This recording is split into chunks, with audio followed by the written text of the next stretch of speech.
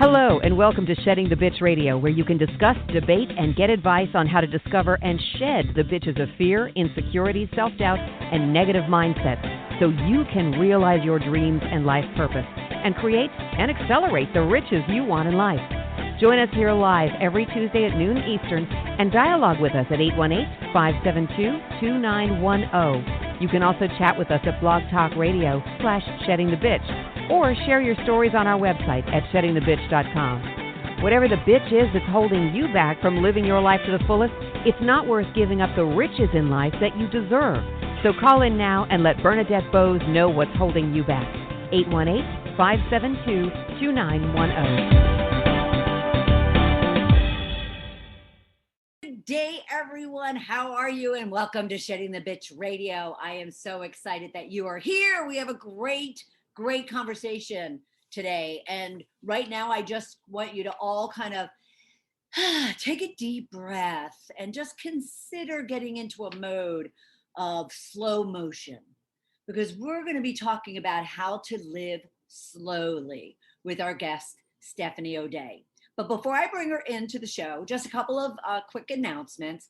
I so want to thank all of our new viewers and listeners who have found our show on any one of the streaming services, as well as on our Shed the Bitch TV YouTube channel. Thank you so much for your ratings, your feedback, your likes, your subscribes, your input to great guests and great show topics. We can't do it without you, and we love the fact that you have found us. And I hope that you will continue, and I look forward to you continuing to join us each and every Tuesday at noon Eastern time for various topics, various experts, and various great conversations about key things that women all around the world are dealing with each and every day in their work and life. So thank you to our new listeners. But I can't go without thanking our current viewers and listeners, because obviously it's your shares and likes and tweets and subscriptions and ratings that are helping us to kind of get elevated in searches for those new listeners and viewers that have been finding us. So thank you so much for your loyalty and all your feedback. And please continue to email mediarelations@bullfiremedia.com and give us your feedback, give us your ideas for topics, give us your recommendations for great guests. This show is for you. It's for women who are just whatever you're dealing with in your business and life. We bring it to you each and every week. Thank you so much for your followship. And then, of course, I need to thank North Georgia Tax Solutions, who is sponsoring this episode. And of course, Debbie Snelling and her team at North Georgia Tax Solutions actually services small to corporate size clients all around the country. And so not just Georgia. So if you have any full service financial needs or tax services needs, then please be sure to reach out to her and her team at ngtaxsolutions.com and tell her I said hi. After all, it is that time of year, at least here in the States. It is that time of year. So if you need some tax services needs, reach out to Debbie and her team. All right. So we are talking about how to live slowly. And the minute I came across this subject and this guest, I took a deep breath and just went, because I don't know about you, but I'm tired of the hustle culture of always having to do more, be more, achieve more. And what if you could get the life of your dreams tranquil, slow, chilled out, and fulfilled in a different way? So our New York Times best-selling author, Stephanie O'Day, has written 10 books and is here to share that you can truly have it all without killing yourself to make it happen. So what I want you to be listening for, and I know Stephanie will want you to as well, is that the best thing you could do for peace of mind, and I love this, is to use your crock pot. That's right, use your crock pot. At the same time, you've got to pay yourself first. And this isn't investing advice. You have to pay yourself first. And simple organization acronyms to keep a clutter-free home, which in turn helps to provide a simple tranquility to your day-to-day life. So as I bring Stephanie in, let me formally introduce this maverick, as I like to call our guests within the Shedding the Bitch community. In 2008, Stephanie O'Day made a New Year's resolution to use her crock pot slow cooker every day for a year and write about it online. This simple idea led to multiple television appearances, 10 books, and a life she loves, where she can now work from home in her fuzzy slippers, helping moms from all over the world. Today, she is a New York Times best-selling author and slow living expert. How are you? You can turn your camera on. How are you, Stephanie? Good morning, Bernadette. Thank you for that introduction. Oh, you are so welcome. I've been so looking forward to this conversation because, like I said, I took a deep breath when I saw your name and your area of expertise come across, and it's just very intriguing. Because crock pots, yeah, I'm well aware of it.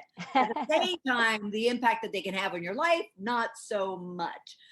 So first off, you do mention that you just all of a sudden made this commitment in 2018, I believe it was, or 2000. No, 2008. Yeah, 2000. I had little baby children in the house, and I actually did it on a whim as an idea to try and create income from home in a legitimate way. I had a baby at the time, and she was coming to work with me. I was teaching preschool, and she kept getting sick, and we didn't know what it was. So I thought it was daycare germs. So I quit on the spot. Oh, wow. But we live in the San Francisco area, and my husband's like, yeah, no, that doesn't work. You have to actually make money. You have to have an income. So I was trying to see if I could legitimately work from home. And blogging was kind of a newer thing. And I liked the idea of a New Year's resolution because there was an end date to it. And I liked the idea of a recipe site because it's giving Google what people are searching for. And so it had really good search engine optimization. And so after I think it was a Christmas party for my husband's work, I had a little bit too much wine, and I'm like, I will do a recipe site, but I don't know how to cook. I just know how to use my crock pot. So that's how it came to be. And then we actually learned that my daughter had celiac disease, which is a gluten intolerance. And so all of the recipes happen to be gluten-free. She's perfectly fine now. She's 16. Okay. But gluten intolerance, now everybody knows somebody who has it, but back then it wasn't as prevalent as it was. So that website, A Year of Slow Cooking, ended up being a very easy way for people to learn how to cook when they were first diagnosed with celiac or gluten intolerance. Because the best thing about a crock pot is you dump it all in, you push a button, and you walk away. Right. And so that's what I really liked about it. That's awesome. Well, first off, I have to absolutely applaud you because being a goal achievement coach, which is a primary focus of mine, the fact that you actually succeeded in keeping your resolution for not only the first 18 days, which is when most people drop off. Okay. But the entire year, that is absolutely awesome. Well, thank you. I will take all the gold stars, Bernadette. Well, and at the same time, not only did you get very resourceful in solving your problem, because that's what business is, right? There's a problem in business and you have to solve it. And you had a problem in your life of which then you found a business to wrap around that, which is absolutely fantastic. So what were the biggest, before we get into some of the other topics regarding crock pots and cooking, but what were, to help other people who do kind of give up on their goals really quickly? Well, it's really interesting because we're recording this on Fat Tuesday. And so we're going into another sort of period of growth and development where people are giving up things for Lent. And it's fascinating to me how many people declare they're going to give something up or this or the other. And then if you really want to get metaphysical about it, if when they fail, they're not only just failing themselves, they're failing God. So I mean, it's fascinating to me. And I apologize for my voice. We're in the middle of way too many seasonal allergies, and so I apologize that my voice is like this. Hey, I have a deep husky voice, so trust me, raspy voices are just fine for me. Well, and you're absolutely right in regards to that, because to be honest with you, I had a posting this morning because I had made a commitment for the month of February to go live every day. Okay. And I even spoke about it. Like, don't break your commitments. You're breaking them to yourself, let alone to God. And yet I found myself this morning having to kind of own up, full disclosure, that I fell short on that with no excuse. And, I need to get back on it because yes, you're right. Especially with Lent, you're right. But every day. And thank you for reminding me it's Fat Tuesday. Because I didn't even realize that. Although I'm on this other, resolution for the month of February, and that one's going strong. Okay. But anyway, back to you. So what did you do to kind of stay focused? And now, and when you say 365, because your book is 365 slow cooker suppers. Mm-hmm. So how did you kind of stay focused and ensure that you were going to, be able to do this each and every day, especially if you have children and a husband and, other things going on in your life? I'm Scottish. So, like sheer determination. I'm Irish.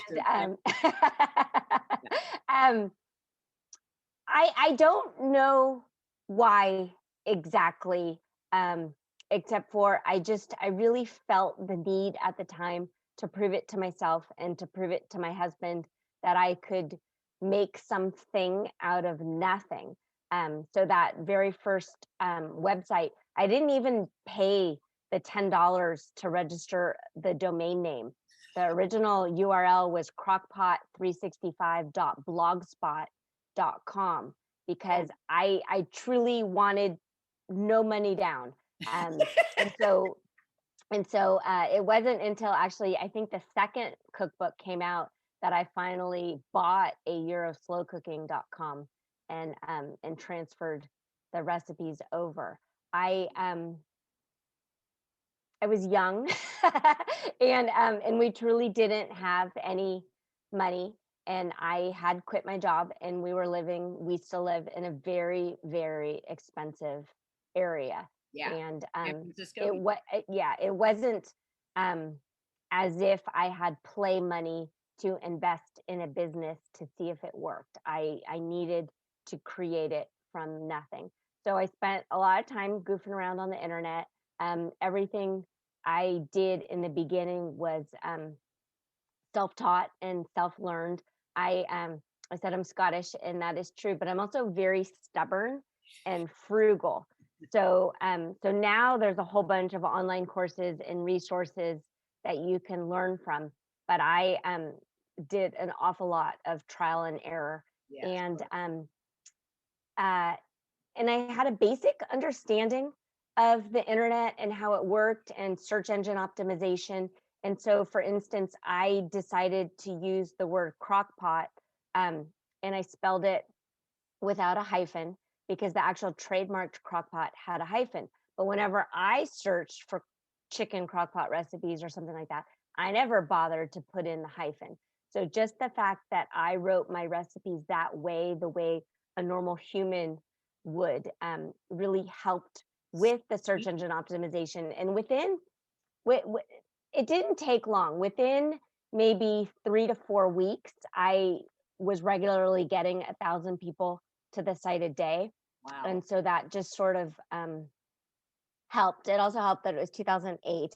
So there weren't very many recipe sites on the internet. It would be difficult now. That because I see all these like entrepreneurs that are listening, and they're racing to figure out the next big idea they can start doing, and they'd be sadly disappointed with. Yeah. So actually, it's interesting. So I came up with making yogurt in the crock pot, using your rice cooker as a crock pot, and now people have taken my idea and they've actually done it better because I don't care about food photography. It's not my thing. It's not my passion.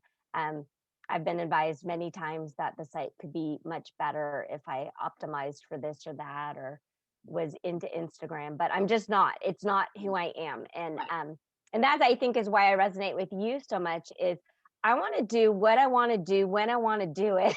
And I want to get paid for it. Well, and and you have so many gems. I don't even know that you realize this. And I'm known for picking out words that people use. Mm-hmm. For instance, the fact that you said, "Oh, I don't even know why I was so committed for that 365 days." Well, you knew why, because you wanted to prove something to your husband and to yourself. At the same time, I heard earlier, don't correct me if I'm wrong, that it was also helping figure out what you could do for your daughter in regards to having recipes and meals, not only for her but for other people. I mean, so people have to get grounded in their why, because that is what gets them to stick to it. Is if they I absolutely have a kind of a servant's heart. When people email me or I get on the phone with somebody and I'm helping them, it sounds silly because I want to use the word, it gets me high, but it sort of does. Like it gets me buzzing in a way where I'm so happy and thankful that somehow by doing something what seems obvious to me, just obvious, is actually of help to somebody else. Right. No, that's fabulous. And I'm taking notes if anybody's wondering why I'm looking down. No, I think that's absolutely fabulous, because I mean, that's what we're looking for from people who are, out there and providing, great content. I mean, we want them to be doing it because it's coming from their heart, not coming from their hopeful wallet, Right. So no, and I'm sure everything that you do, it kind of oozes that, which is beautiful. Absolutely beautiful. That's fabulous. So and again, before we get into the meat of what we plan to talk about, were there any big lessons about yourself, or were there any big gotchas that you learned in that journey of that year?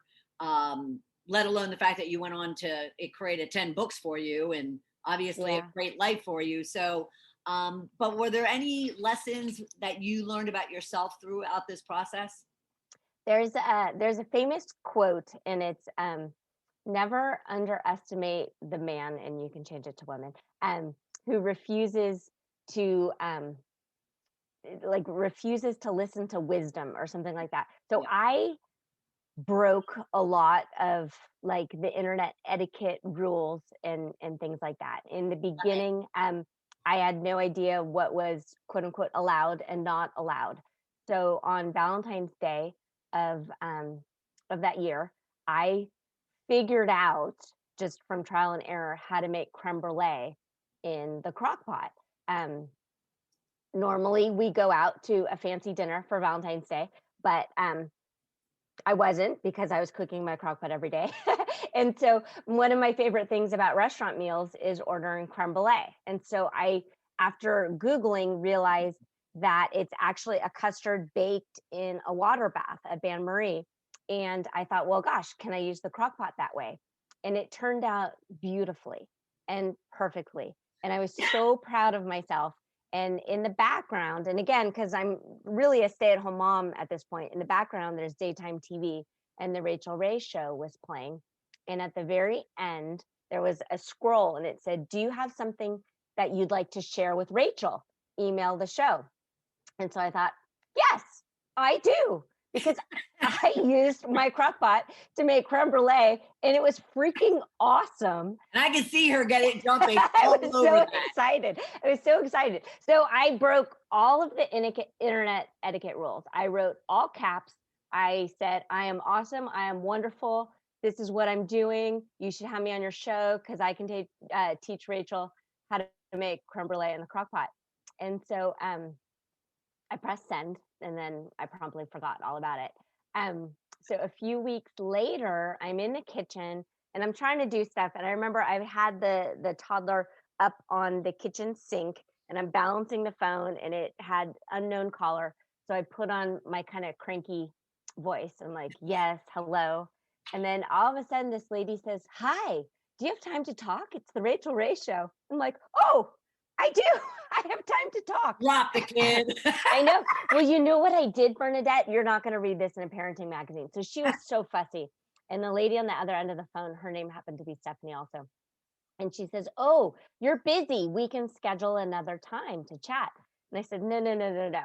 So I picked up the baby under the arm and I opened the fridge and we had a half container of Pillsbury frosting. So I put her in a dry bathtub with the can of frosting in a spoon and I shut the bathroom door. So then I could talk to the Rachel Ray show. And so I kept the producer on the phone for about 20 minutes and I convinced her that I could be camera ready, that I could do all these things. And they sent a crew to my house and they did some B-roll footage at our house. And then a few weeks later, my mom and I got to fly to New York and we Nice. appeared on the show. And Yeah. it was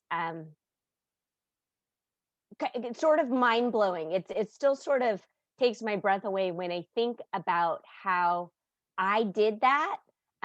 There was definitely some luck involved, but I am the one who sent the email, Right. and I convinced them that sure I could be in New York, sure I could do that. Absolutely. Absolutely. And again, I hope the listeners are listening to this. There's that little thing that just has to, kind of push you forward, even though you're scared, even though you don't think you're worthy or good enough, or you're doubting yourself. And yet if there's that little ping, listen to it and go for it. Like Stephanie has. Oh my God, that is so awesome. And you were like on other television shows, right? Yeah. So since then, when the cookbooks came out, they were the first cookbooks were published by Hyperion, and Hyperion is the parent company of ABC Disney. And so I was able to go on Good Morning America from that, and from there, that's when George Stephanopoulos called me a slow cooking expert. So then I'm like, well, if George says it's true, it must be true. And it must be true. That's hysterical. And it's funny. And the other reason why I wanted to talk to you about this is I rent my house and I rent it furnished. And the only thing in the number of years I rented that I've ever been asked for was a crock pot. And I was like, yeah, I don't have one and I'm not about to buy one. No one's ever asked me for it, this and that. Well, like 3 months later at Christmas, one of my friends bought me a crock pot. And I really wanted to keep it for myself, but I thought, no, my renter, if my renters want it, they need to be able to have a crock pot. Okay. But that's awesome. Okay, so let's get into, even though we're into it, but because what I really want to also understand, if I can get my notes out here, is since then, okay, so all of a sudden this experiment, a year-long experiment, blossoms into these books, into these television appearances. And what is it today? Because you mentioned in your intro that you help moms all around the world, and I'm curious. So what are you doing beyond or continuing to help moms? So my quote unquote babies are, because I did this 13 years ago. So now I have a 19-year-old, a 16-year-old, and an 11-year-old. Wow. And after a while, people started reaching out to me and asking for some other things. And I thought, I want to help in more ways than just pot roast recipes. And after a while, I felt a little phony baloney of coming up with yet another way to make beef stew, because I get it. I get that the way you make a different beef stew is by changing one ingredient and giving it a new name. But it started to feel inauthentic to me. And I started sort of playing around with pressure cookers and the Instant Pot because they are so huge. Yes. And book publishers started asking me for those type of recipes. So I bought one and it just didn't sit well. I don't like it. Which one, the pressure cooker or the Instant Pot? So they're both essentially the same thing. An Instant Pot is no, that's okay. It's an electric pressure cooker. Okay. But the appeal is you can put your frozen chicken in at 5 p.m. and have dinner ready in 45 minutes. And that is very appealing for many people, not for me. I prefer cooking early in the morning. I'm still highly caffeinated. and coherent. And I like that I can plop it all in and push a button and walk away. And I never have to go back in the kitchen. So to me, the pressure of having to cook dinner at 4 or 5 o'clock, I just don't like it. It doesn't appeal to me. So even though there was a market for it, I just didn't like it. And so I started thinking, well, just because you can do something fast, it doesn't necessarily mean you should. Yep. And because of where I live on the outside of San Francisco, right on the kind of the doorstep of Silicon Valley, there's this frenzified hustle and pressure in the air. You go outside and people are walking too fast and driving too fast. And there's this sort of pressure filled area that I don't like it. It doesn't feel right. And so I started writing about slow living. And again, just because you can do it fast, it doesn't necessarily mean you should. And what if you took the time to pause and to breathe and really think things through and decide if you're on the right path? If just because the next thing you're supposed to conquer in your career trajectory is in front of you, it doesn't necessarily mean it's the correct thing for you. And I started just sort of paying attention to my kids because they're my oldest is at college. Well, she's home now because of the pandemic, but just chill out, take some time and really think things through. You do not need to rush. If we're lucky, life is long and we might as well just sort of enjoy it and pay attention. And so it sounds silly, but I sort of envision the game of life as the actual board game. And so you're on your little green square, but it doesn't mean you have to race to get to the next blue square. Just pay attention and enjoy where you are and think things through instead of constantly rushing to the next metaphorical square. And has that resonated with moms? Because I know moms, often feel very, like they have to do everything. They have to have it done now. Has that resonated with moms? I've started coaching and working with moms one-on-one. It is not as fast as it would be if I wrote pressure cooker recipes because they'll write to me and they're like, yeah, but how do I do this in the Instant Pot? I'm like, well, you don't need to do it in the Instant Pot. But so I think there's some education that needs to happen. I teach a group coaching course and it's called Simple Shortcuts to Peace. And it's really interesting because I envision peace as like the pieces of a pyramid, and many self-help authors and different people you can follow online, they work backwards and they work from meditating or figuring out your purpose in life, and then everything will fall in place. And I work from the bottom of the pyramid where you have time management and your finances and your health all in the base of your pyramid. And then the next layer up is household organization and relationships. And then once those components are in place, moms especially can feel like their shoulders have relaxed and the pieces of the jigsaw puzzle are in place, and then they can spend time on the peace component. But I found, especially for moms, it's really, really hard to feel at peace and content if the kitchen's a mess or nobody has cleaned the garage in 3 years and things like that. And so that sort of frantic, frenzied feeling doesn't go away until they spend time in each of the different components. And it's tricky because you can have the absolute best day at work. But if you walk in the door and all of a sudden you snap at your husband or you pick a fight with your mom on the phone, you're not going to feel calm and tranquil. And so I try my hardest to model and then teach also just the different components of the peace pyramid. Because once you have a system in place, it doesn't take hours and hours to clean the house if you're maintaining and paying attention to it a little bit at a time on a daily basis. And Well, same with nurturing the relationships of your life and things like that. Go yeah. ahead. Yeah. Being intentional, just taking Being the time, intentional. slowing down and being intentional about what it is you're about to do so you can pay attention and give the focus to a task or a person. I love that. Absolutely love that. And I know you talk about too, even as simple as making the bed, every morning. Yeah. So what is your thought in regards to that? And how does that set up someone even to have a really good day?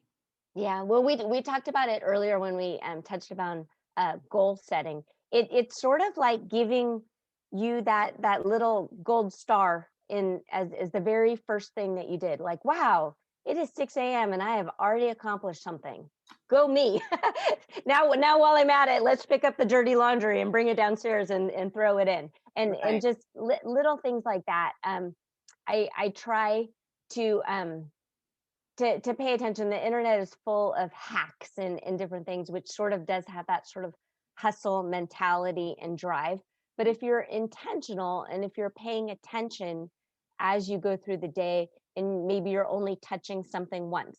So if you bring in the mail instead of just plopping it down on the kitchen counter, you're already touching it. Take the time, it's already in your hand. Throw the ads away and put the bills on your desk, things like that. So only touch things once.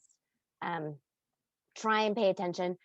For instance, when the kids were younger, the floor would get wet after their bath time.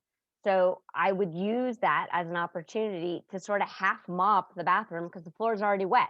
So use the dirty towel and just kind of go around the base of the toilet and the sink, and you're getting rid of the dust bunnies and the hair that naturally congregate, which Right. means that you're not spending a Sunday a few hours cleaning a bathroom because you've just done 10 minutes every night, just sort of no brainery while the kids are in the bathtub.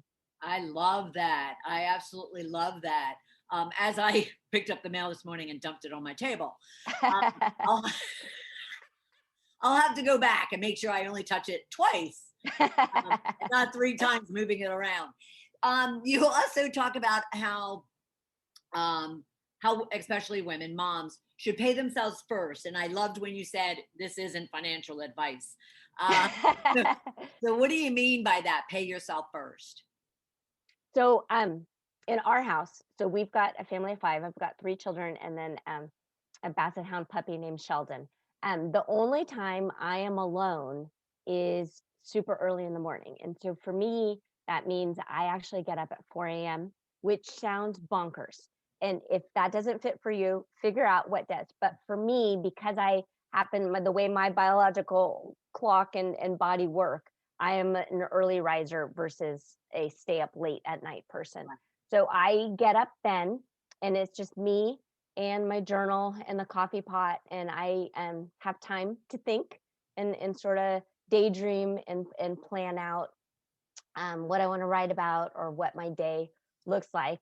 And the reason it's 4 for me is because my husband gets up at 5, and then the kids start waking up around 6, and the dog gets up at 7. And by then, everybody's awake. Yeah. And if I slept until the absolute last minute and got up at 10 to 7, I'd feel that sort of frantic, frenzied feeling that I don't like. So even though I'm getting up early, which doesn't sound relaxing, it actually is, because I have set myself up and I can sort of center myself Sure. versus firefighting, which is what happens when you wait until the last minute. You're just putting out fires and you're not proactively planning.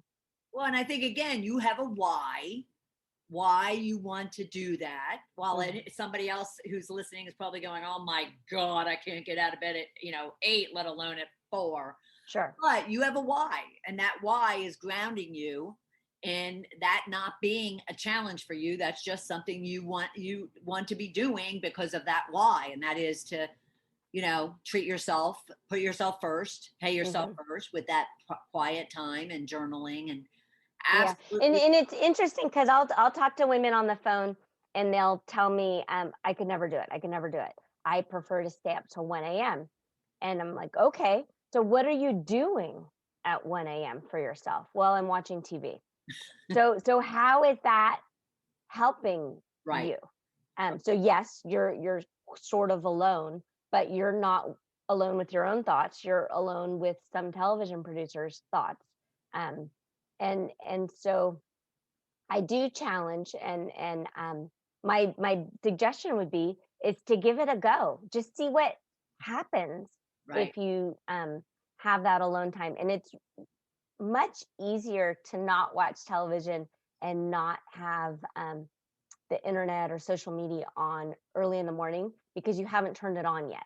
It's Yep. easier to just keep it off Right. than to actually turn it off at the end of the night, if that makes sense. It does. Well, because Yeah. people think that it's not distracting. It's not it's not noise, but it really is. I mean, they are, you're being stimulated even if you think that it's just background noise. Yeah. Because I used to be like that with music.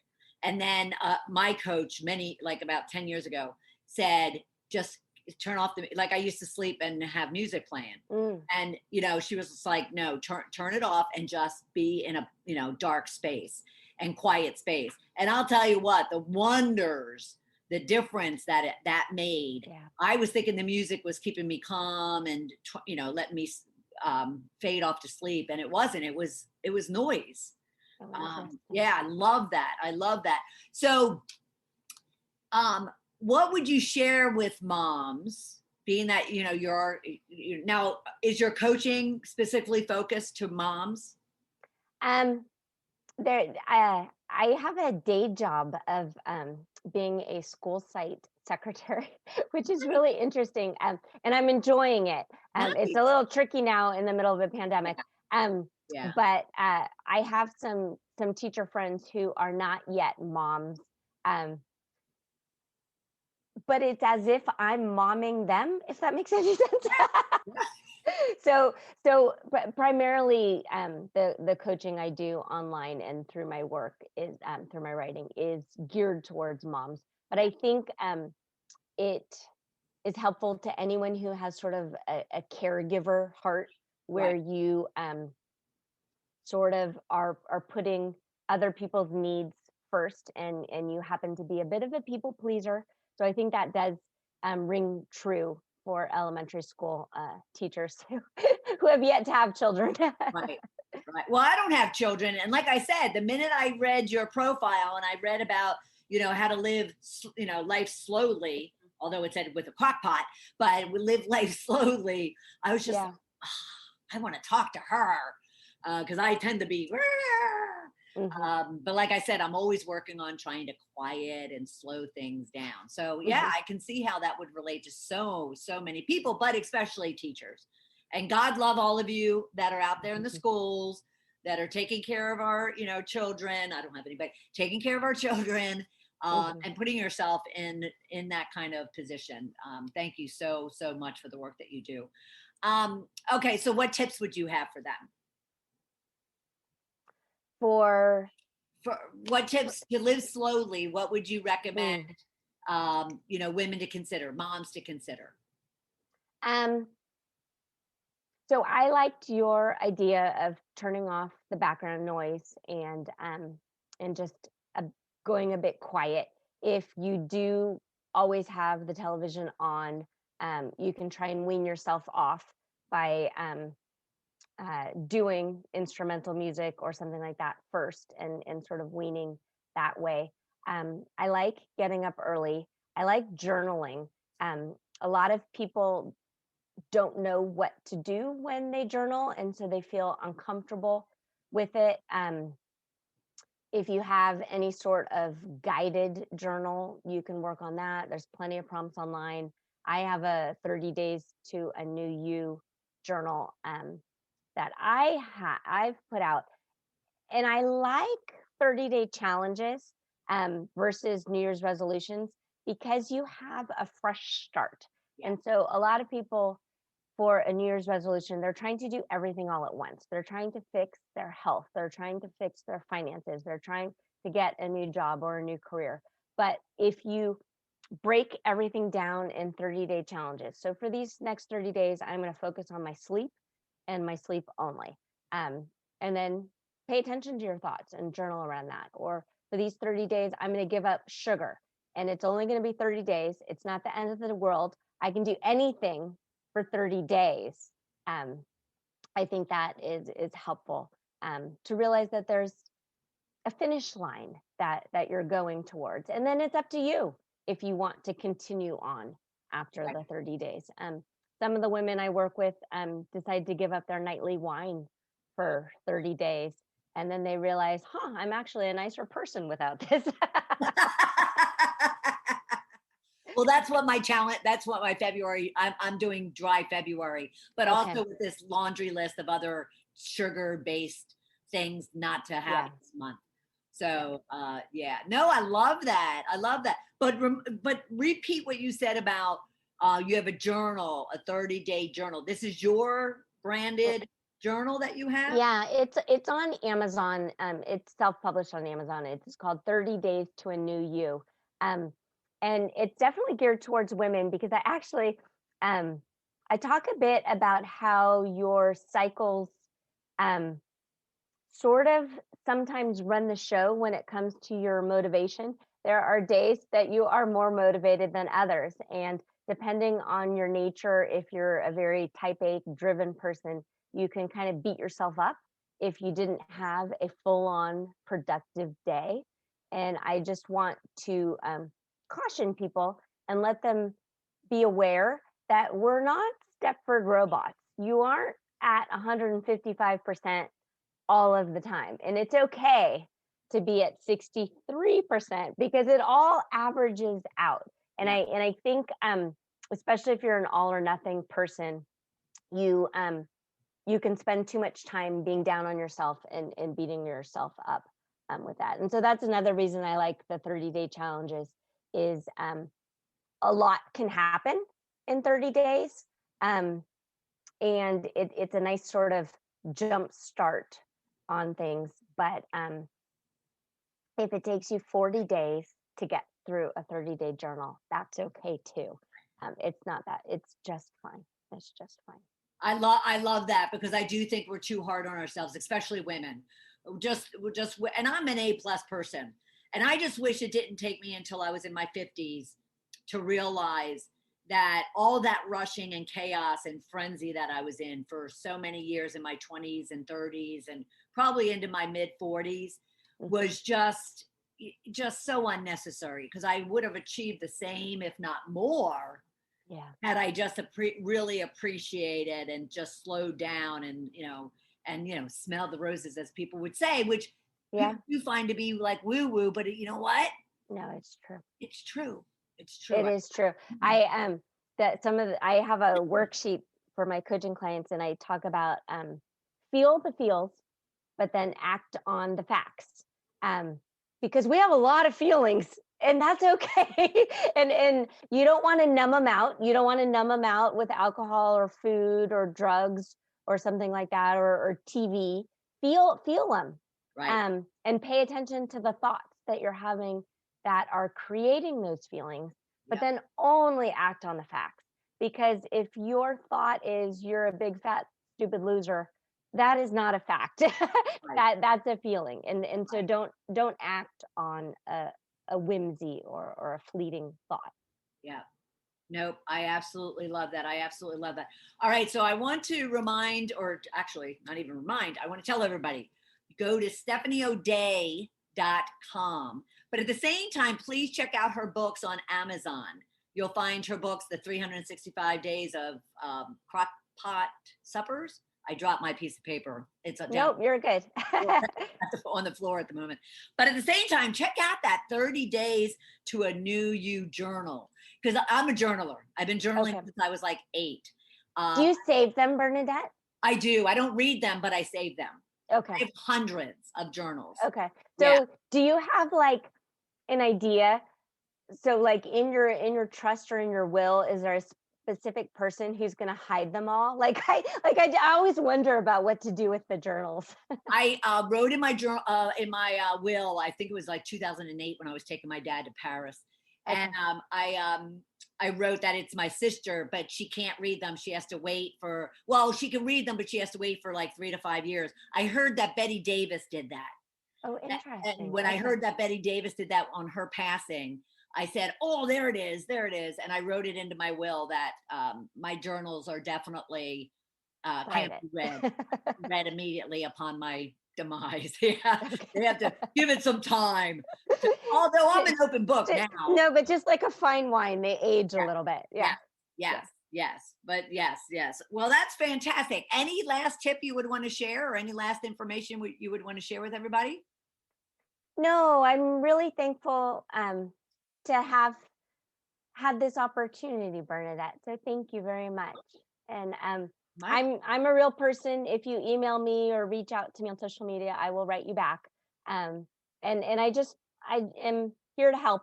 So and I'm a pretty open book. So Awesome. I'm happy to help in any way. Also, all right, share, because I don't see it right in front of me. Share your email address. Oh, sure. So it's Steph, STEPH at StephanieO'Day.com, and Stephanie O'Day is STEPHANIEODEA.com. Yeah, awesome. And you have a masterclass and you do coaching, so they can go to your website and find all that information there, as well as 10 books, people, 10 books.